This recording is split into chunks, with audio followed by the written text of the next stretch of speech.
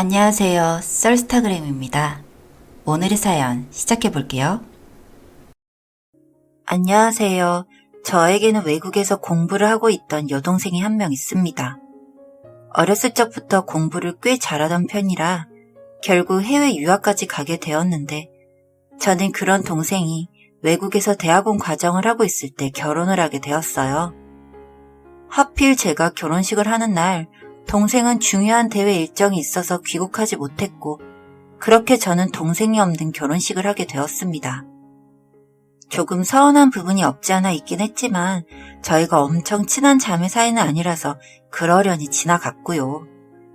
이후 몇 년이 지나서 동생은 한국에서 취업을 하기 위해서 귀국을 했고 곧 대기업에 입사를 했습니다. 저희 시댁은 전업주부이신 시어머님과 정년을 앞두신 시아버님이 있었는데 그 해에 정년을 앞두고 1년간 유예기간처럼 일자리를 구하는 시간이 있었어요. 그래서 시아버님은 한 오피스텔의 경비원 일을 하게 되셨습니다. 연금이 나오기도 했지만 사람은 움직여야 한다며 경비원 일을 하셨고 저는 그런 시아버님이 가장으로서 참 멋지고 보기 드물게 책임감이 많은 사람이라는 생각을 했습니다. 그로부터 1년 정도 지난 후부터 동생이 아무래도 이상한 기분이 든다는 이야기를 종종 했었어요. 처음 취업을 하고 반년 정도는 하루하루가 어떻게 흘러가는지 모르고 바쁘게 지내다가 6개월이 지나서부터 생활이 안정이 되면서 친구들도 종종 만나고 집에 친구들이 놀러를 오기도 하고 그랬었는데 부쩍 이상한 일들이 많이 생겼다고 했습니다. 예를 들면 택배 박스를 누가 열어보고 새로 포장해둔 것처럼 더럽게 포장이 되어 있는 경우가 종종 있어서 쇼핑몰 쪽으로 문의를 했는데 배송 중에는 그런 일이 없다는 답변만 받았을 뿐인데 최근부터는 아예 대놓고 누군가가 스토킹을 하는 듯한 정황이 발견되었습니다.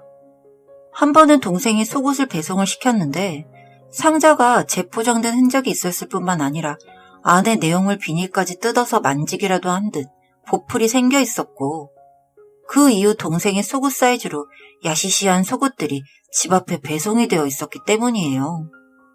동생의 오피스텔에는 CCTV가 없어서 누가 그런 짓을 했는지 밝히기가 어려워서 그날 이후부터는 꼭 경비실에 택배를 보관 후 찾아서 집에 가게 되었다고 했습니다. 저도 동생에게 그 이야기를 듣는데 너무 소름이 끼쳤고 경찰에 신고를 해보자고 말을 했지만 정확한 증거가 없을 뿐더러 피해를 본 게 없어서 신고가 어렵다는 답변만 받았다고 했습니다. 동생은 아무래도 집에 왔다 간 손님들 중에 한 명일 것 같다고 하면서 집 밖 출입을 망설이기 시작했어요.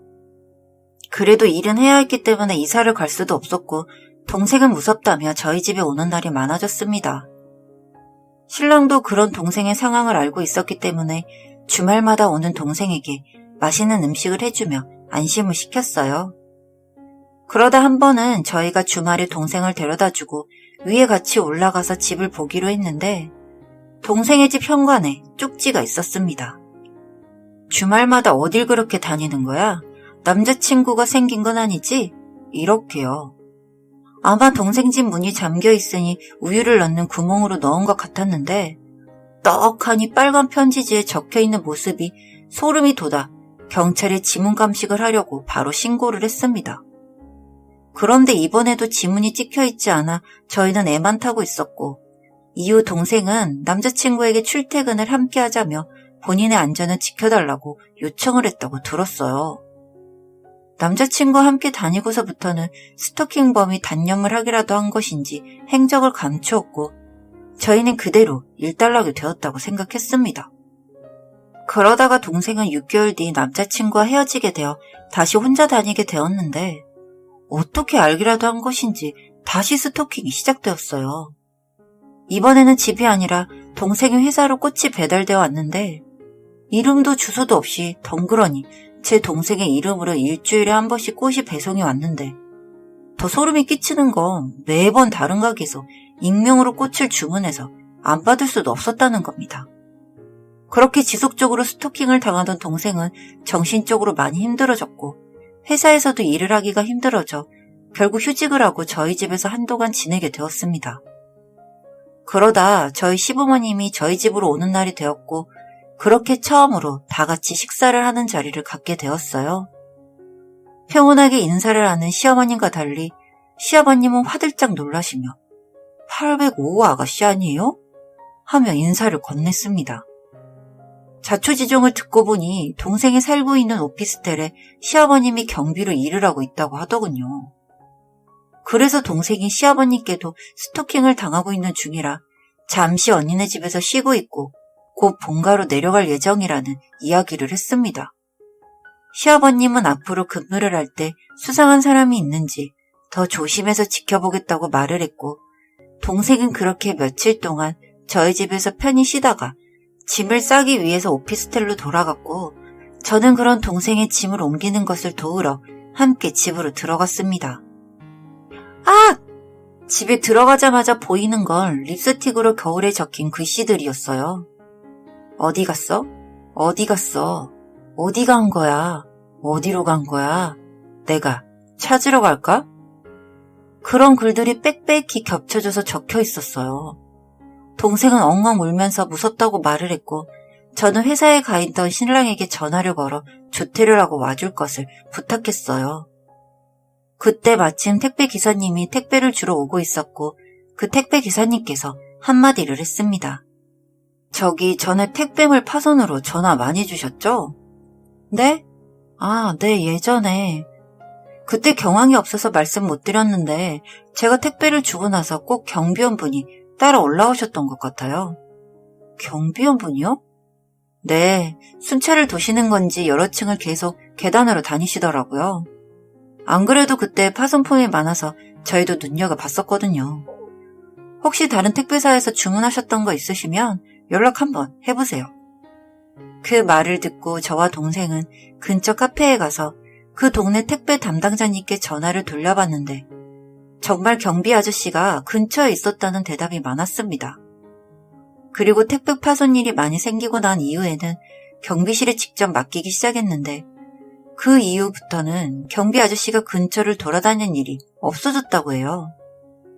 우연이라고 생각하기에는 미심적인 부분이 많기는 했지만 저희는 집안까지 드나드는 모습을 보고 혹시 전 남자친구의 소행이 아닐까 하는 생각을 하게 되었는데 전 남자친구는 이미 다른 지역으로 파견이 나서 지방에서 근무를 하고 있다고 했습니다. 신랑과 저는 동생의 집에 CCTV를 설치해두고 다시 한번 기다려보기로 했어요. 휴대폰으로 연동이 되는 것이라 동생과 함께 저희 집에서 생활을 하며 이상한 것이 있는지 살펴보고 있었는데 이틀째 되던 날 저녁 동생의 집으로 한 남자가 들어왔고 그 남자는 불도 켜지 않은 채 동생의 침대에 누워 잠을 청했습니다. 그 모습을 보고 저희는 바로 112에 신고를 했고 화면을 계속 보고 있었는데 비밀번호를 누르는 소리에 범인은 곧 동생의 장롱 속으로 몸을 숨겼고 통화를 하면서 경찰들에게 스토킹범의 위치를 알려준 저희는 불이 켜지는 순간 정말 놀라서 나자빠질 뻔했습니다. 범인으로 잡힌 사람이 바로 시아버지였기 때문이에요. 시아버님은 현장에서 잡힌 이후 계속 사돈처녀가 스토킹을 당하고 있다고 해서 걱정이 돼서 와봤다는 말도 안 되는 소리만 반복했고 이후 경비실에서 동생의 집에 보낸 꽃가게의 전화번호 리스트와 여성용 속옷이 발견이 되었고 결정적으로 시아버님의 휴대폰 앨범에 제 동생의 사진이 빼곡한 것을 찾아냈어요. 정말 소름이 끼쳐서 미쳐버리는 줄 알았습니다. 신랑은 무슨 착오가 있는 것일 거라며 시아버님을 옹호하려고 했지만 증거들이 나오고 나서 시아버님이 첫사랑을 닮은 제 동생을 보고 이런 행각을 벌였다는 사실을 자백했어요. 우연히 제가 가족 사진을 메신저 사진으로 해두었는데 거기서 제 동생을 보게 되었고 이후 동생의 오피스텔을 구하는 과정을 신랑에게 듣고서 무임금으로 그 오피스텔에서 경비원 일을 했다고 합니다. 오롯이 제 동생을 스토킹하기 위해서요. 이 이야기를 다 듣고 나서 동생은 시아버님을 신고했고 고작 2년의 징역을 받게 되었습니다.